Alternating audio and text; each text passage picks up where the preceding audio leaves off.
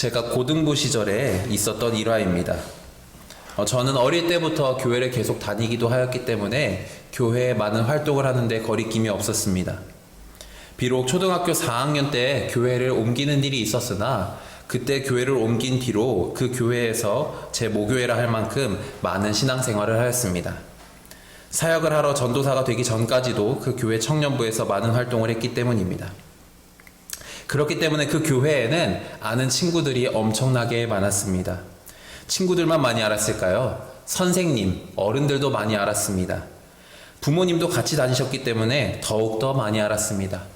그러다 보니 초등부, 소년부, 중등부, 그리고 고등부에 와서까지도 저는 친구들, 형, 누나, 동생들, 선생님, 어른들 할 것 없이 두루두루 많이 알고 지내는 소위 말하는 인싸 고등부원이었습니다.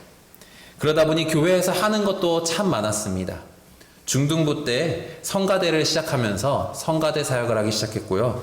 워십팀에 들어가서 워십 댄스를 하면서 연말 성탄절엔 발표회를 하기도 했습니다. 그리고 중등부 시절에도 임원 경험을 하면서 많은 것들을 배우고 성경 공부도 하기 시작했습니다. 그렇게 제가 고등부에 올라오게 되었고, 고등부에 올라와서도 성가대 사역은 끊이지 않고 하였습니다. 그리고 감사하게도 고등부 2학년 때 고등부 임원으로 뽑히게 되면서 더 많은 활동을 했습니다. 그러다 보니 제 주변에는 더욱더 많은 사람들, 또 좋은 하나님의 형제자매들이 생겨나기 시작했습니다. 그때 한 친구가 있었습니다. 이제 교회에 막 등록한 고등부 1학년 친구였습니다. 제가 2학년 임원이던 때에 이사를 와서 부모님과 함께 교회에 등록하고 다니기 시작한 친구였는데 그전에는 교회를 다니지 않았다고 합니다. 남자친구였는데 부모님께서는 교회를 다니셨지만 어릴 때는 강요를 하지 않고 그냥 교회에도 안 간다 하니 놔두셨다가 고등학생부터가 돼서는 신앙을 좀 키웠으면 좋겠다 하셔서 교회에 등록시키셨다고 했습니다. 근데 이 친구는 앞서 말씀드린 것처럼 신앙도 없고 아는 친구도 없을 만큼 이사를 온 친구였기 때문에 고등부에 와서도 그저 맨 뒷자리에 가만히 앉아있다가 예배만 끝나면 조용히 누구보다 빠르게 빠져나가는 친구였습니다. 등록은 했지만 당연히 조별 모임, 공과 공부도 하지 않았죠. 그러니 친구도 없었고 아는 선생님도 없었습니다. 그 친구가 제 눈에 들어왔습니다. 그래서 어느 날은 예배 시작 전에 딱 도착해 있길래 성가 연습 끝나고 예배 시작하기 잠깐 전에 그 친구를 붙잡고 얘기했습니다. 너 올해 교회 등록한 친구지? 이따가 끝나고 형이랑 밥이나 같이 먹자라고 했습니다. 사실 그냥 던져본 말이었습니다. 뭐 같이 먹으면 같이 먹는 거고 아니면 말고였습니다. 근데 그 친구가 당황하는 듯 싶더니 네 형이라고 했습니다. 제가 더 당황했죠. 그래서 그 친구와 함께 밥을 먹기로 약속하고 예배를 드렸습니다.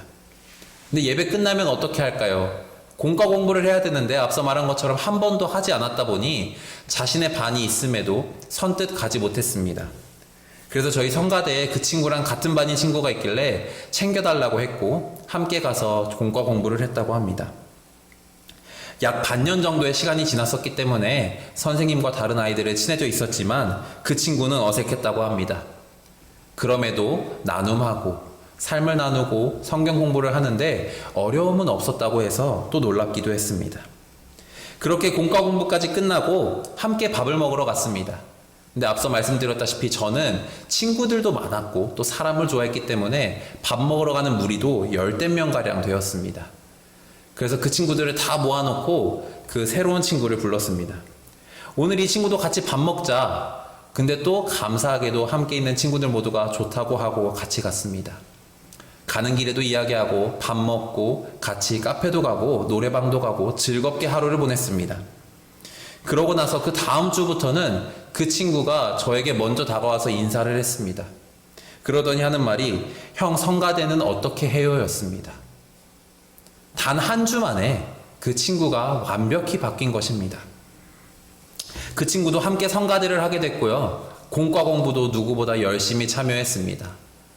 명절이라 애들이 많이 없을 때도 그 친구는 자기 예배 드려야 되니까 예배 드리고 가자고 부모님께 말했답니다. 그렇게 시간이 흘렀고 그 친구는 고등학교 2학년이 되면서 임원이 될 만큼 교회 사역에 누구보다 열심히였고 하나님을 사랑하는 그 친구가 되었습니다. 그래서 제가 고등학교 3학년 때 친구와 이야기를 하다가 물어봤습니다. 너 내가 밥 한 번 먹자고 했다고 사람이 이렇게 바뀌어도 되냐? 그랬더니 그 친구가 얘기하더라고요. 아무도 나한테 먼저 말조차 걸지 않았는데 형이 밥을 먹자고 해줘서 너무나 고마웠다. 그러다 보니까 형이랑 같이 놀면 재밌을 것 같고 형이 왜 그럴까 생각해보니 형이 교회 활동을 열심히 하는 게 멋져 보였답니다. 그래서 자기도 처음에는 멋져 보이려고 사역을 시작했는데 하다 보니 하나님을 사랑하게 됐다고 말했습니다. 자기한테 먼저 손 내밀어줘서 고맙다고 이야기한 것이었습니다. 그때 이후로 저는 또 수많은 사람들과 함께 사역하며 교회에서 생활을 하게 되었습니다. 이처럼 여러분, 우리는 살아가면서 누군가에게 먼저 손을 내밀어 줄 때가 필요합니다. 그리고 때로는 누군가가 손을 내밀어 준다면 잡을 때도 필요하죠. 오늘 본문에서는 예수님께서 이렇게 말씀하십니다. 내가 먼저 너희를 친구라고 부르겠다라고 말씀하신다는 것이죠. 이것은 쉽게 말하면 무엇입니까? 예수님께서 먼저 우리에게 손을 내밀어 주셨다는 것이죠. 친구와 함께 돌아다닐 때 손을 잡고 신나게 흔들고 걷는 것처럼 주님께서는 우리와 친구가 되사 우리와 함께 하고자 말씀하신 것입니다. 그렇다면 여러분, 친구가 무엇입니까? 그저 단순히 나이가 같고 그냥 어느 정도 아는 사이를 친구라고 할까요? 아니요. 친구는 마음을 나눈 사람을 친구라고 이야기합니다. 그래서 많은 사람들 중에서는 나이가 다르고 성별이 다르고 때로는 어떤 많은 것이 다를지라도 친구를 하는 경우가 있지 않습니까? 심지어는 사자랑 호랑이도 친구를 한다고 할 만큼 친구에는 나이나 성별이 중요한 것이 아닌 마음이 중요하다는 것을 우리는 알 수 있습니다. 이처럼 여러분, 예수님께서는 우리에게 친구하자라고 먼저 손 내밀어 주셨습니다. 이것이 얼마나 큰 은혜인지 우리는 알아보아야 합니다. 근데 사실 여러분, 우리는 알아야 할 것이 있습니다. 우리가 예수님께 예수님, 제가 예수님을 섬기고 따르겠습니다 라고 말해도 부족하지 않은 상황이 아닐까요? 여러분, 예수님은 어떤 분이십니까? 이 땅의 모든 천지 만물을 창조하신 하나님과 동일하신 분이시며 독생자 아들이십니다. 모든 것을 하실 수 있는 분이며 모든 것을 아시는 분이 예수 그리스도십니다. 그런 분과 안면을 텄다는 것만으로도, 볼 수 있다는 것만으로도 얼마나 큰 은혜입니까, 여러분?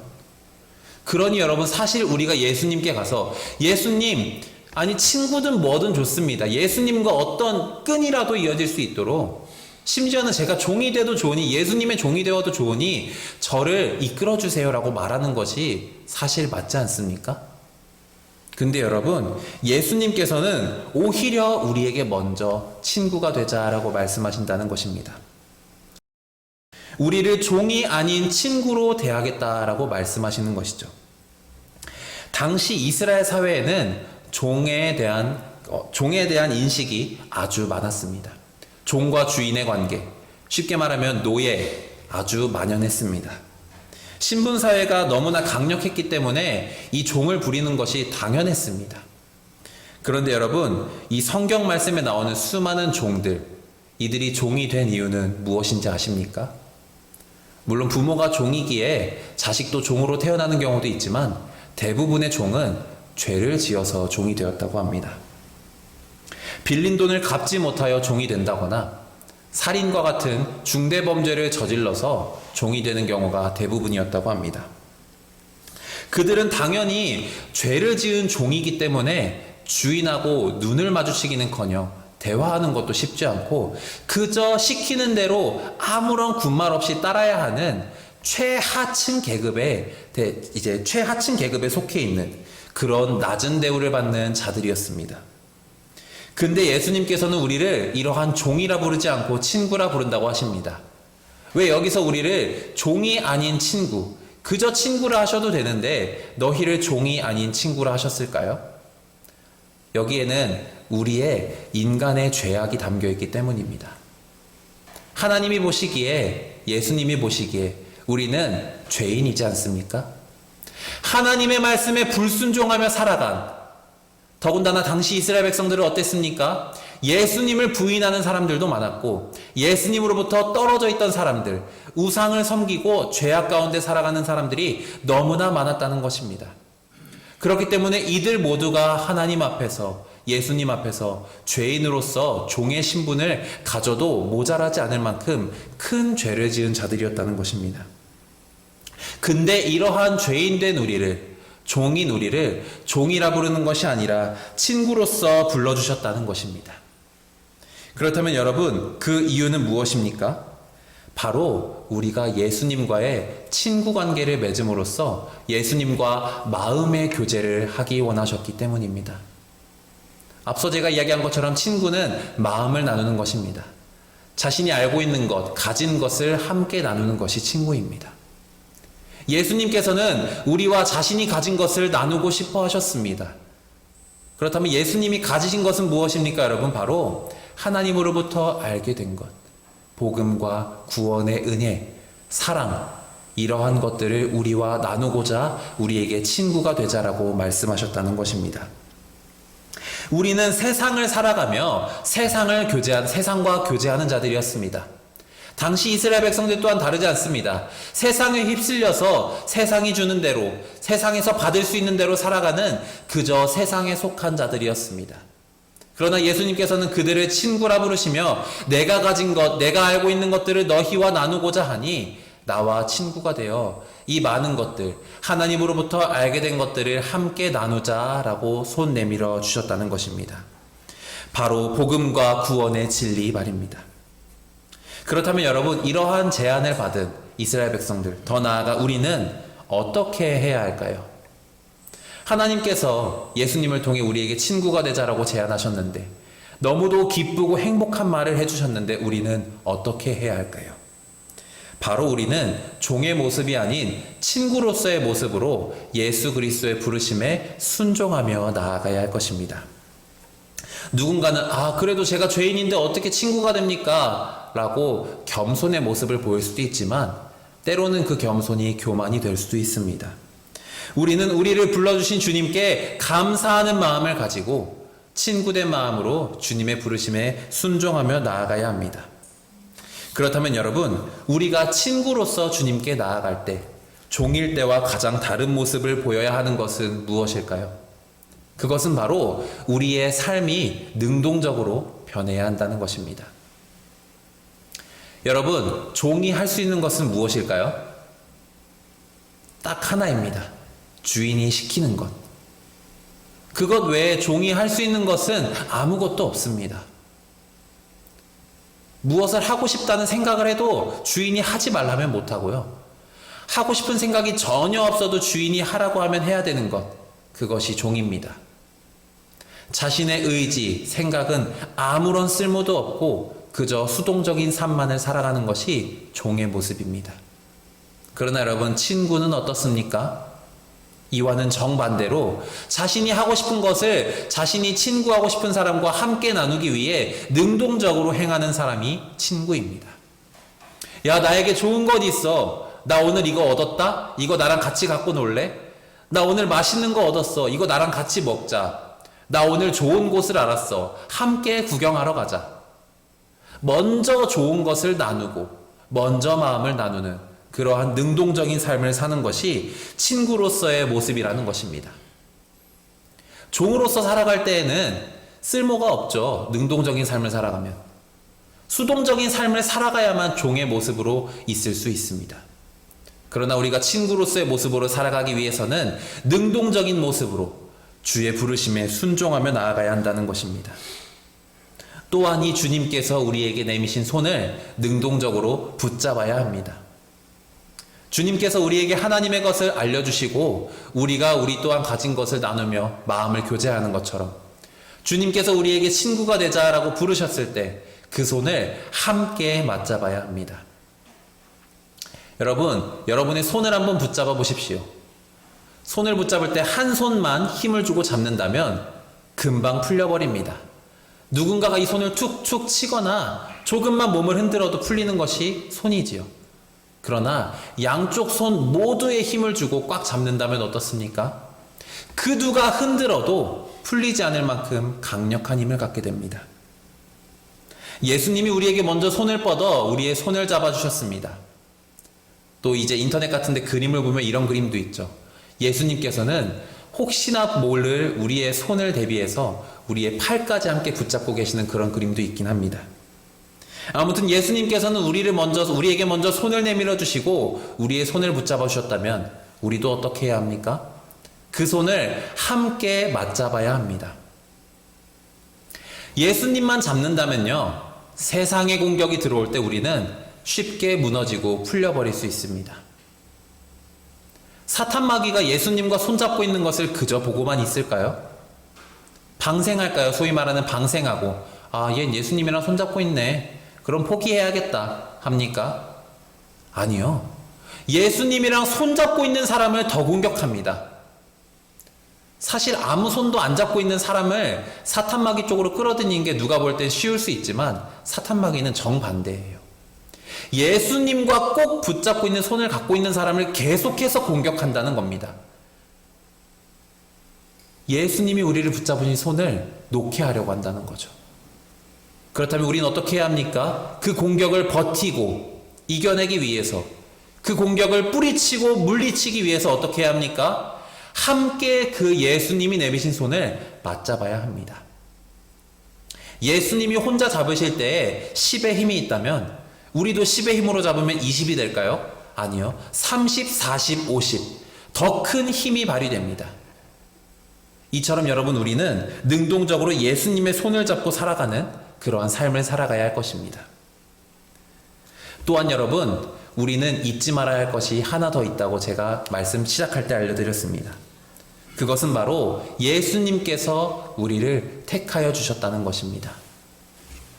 가끔 그런 착각을 하는 분들이 계시죠. 제가 교회 선택해서 왔는데요, 절 갈 수도 있고 성당 갈 수도 있고 원불교를 갈 수도 있고 어떤 종교를 가든 제 선택인데 제가 교회 선택해서 왔어요 라고 하시는 분들 계십니다. 그러나 여러분, 이것은 잘못되고 어리석은 생각이라는 것을 우리는 고백해야 합니다. 예수님께서 우리를 부르셨고 이 자리 가운데 우리를 인도하사 예수님과 함께 예배하고 찬양하며 교제하게 하셨던 것을 우리는 믿음으로 고백해야 합니다. 또한 이 선택에는 아주 중요한 조건이 있습니다. 바로 선택을 위한 자격이 필요하다는 것이죠. 여러분, 삶 속에서 어떤 것을 선택하기 위해서는 자격이 필요합니다. 장 보러 갔을 때 사고 싶은 물건이 있다면 어떠한 자격이 필요합니까? 그 물건 값을 지불할 자격이 필요합니다. 이처럼 여러분, 선택에는 자격이 필요한데 우리에게는 예수님을 선택할 자격이 없었습니다. 왜 그렇습니까? 앞서 말씀드린 것처럼 우리는 연약한 죄인이고 나약한 인간이기 때문입니다. 어떻게 천지만물을 창조하신 그 하나님의 독생자 아들이신 예수 그리스도를 우리가 감히 선택할 자격을 얻습니까? 근데 그 예수님께서는 누구든 선택할 자격을 가지고 계신 전지전능한 분이십니다. 그리고 그 예수님께서는 우리를 이 자리 가운데 부르시도록, 이 자리 가운데 우리와 함께 하시도록 우리를 선택하여 주셨습니다. 세상적으로 볼 때 우리는 선택될 만한 조건도 없습니다. 우리가 아는 것처럼 예수님의 제자들도, 성경에 나오는 수많은 인물들도 그렇지 않습니까? 자격이나 조건들이 충분한 자들이 존재합니까? 아니요. 그럼에도 불구하고 예수님께서는 수많은 자들을 부르셨습니다. 선택하셨습니다. 아무런 자격도 안 되는 그런 자들을 말입니다. 근데 여러분, 자격 없이 우리를 선택하신 것이 아니고 조건 없이 우리를 선택하신 것은 아닙니다. 죄송합니다. 다시 말하겠습니다. 우리가 선택할 자격도 조건도 없지만 예수님께서 우리를 아무 이유도 없이 선택하신 건 아닙니다. 우리를 선택하신 이유가 무엇입니까? 우리를 통해 이 땅 가운데 하나님의 복음을 널리 전하게 하기 위함입니다. 또한 그 가운데 우리가 예수 그리스도께서 우리에게 주신 사랑을 실천하게 하기 위함이라는 것입니다. 오늘 본문에도 나와 있지 않습니까? 말씀으로 열매를 맺고 사랑하며 살게 하기 위하여 우리를 택하셨다라고 예수님께서는 말씀하셨습니다. 부족하고 연약한 우리이지만 예수님의 선택을 받았을 때 우리가 할 수 있는 것이 무엇이라는 것입니까? 말씀으로 열매 맺은 삶을 살아가며 그 가운데 서로 사랑할 수 있다는 것입니다. 이러한 이유로 인하여 예수님께서는 우리를 선택하셨고 우리를 친구로 부르셨고 먼저 손 내밀어 주셨습니다. 우리는 이 사실과 은혜를 절대 잊고 살아서는 안 될 것입니다. 사랑하는 여러분, 주님께서는 연약하고 부족하고 나약한 자들을 먼저 찾아가셔서 그들을 부르시고 제자와 사도 삼아 주셨습니다. 뿐만 아니라 그들을 종이 아닌 친구라 부르시며 주님과 동행하게 하시고 그들을 통해 하나님 나라의 놀라운 일을 행하게 하셨습니다. 그리고 그것은 지금 이 자리에 있는 우리 모두에게도 동일하게 적용되고 있음을 고백할 수 있길 간절히 소망합니다. 우리도 부족하고 연약한 자입니다. 그럼에도 불구하고 우리는 어떤 자입니까? 예수 그리스도로부터 선택받은 자입니다. 예수님께서 먼저 손 내밀어 주사 나와 함께 나의 친구가 되자라고 불러주신 사람들이라는 것입니다. 그것을 우리는 잊지 않고 이 땅 가운데 주님과 함께 친구로서 그리고 주님이 하늘로 올라가시면서 우리에게 보내주신 성령님과 함께 동행하는 삶을 살아야 할 것입니다. 이 땅 가운데 우리를 선택하신 이유, 말씀대로 살아가며 서로 사랑하며 살아가야 하는 그 사명을 잊지 않고 살아가야 할 것입니다. 여러분, 우리에게 먼저 손 내미신 주님처럼 그 주님께 감사하는 마음을 가지고 우리도 세상 가운데 먼저 손 내밀며 살아갈 수 있기를 간절히 소망합니다. 사랑의 마음을 가지고 구원과 은혜의 복음을 가지고 세상 가운데 손을 내밀며 그 사명대로 살아가는 우리가 되기를 간절히 소망합니다. 그때 우리를 통해 주님께서 더욱더 일하시며 우리에게 크고 놀라운 은혜와 축복을 베풀어 주실 것을 믿음으로 고백하는 우리 모든 명학교의 성도님들이 될 수 있기를 주님의 이름으로 간절히 소망합니다. 아멘.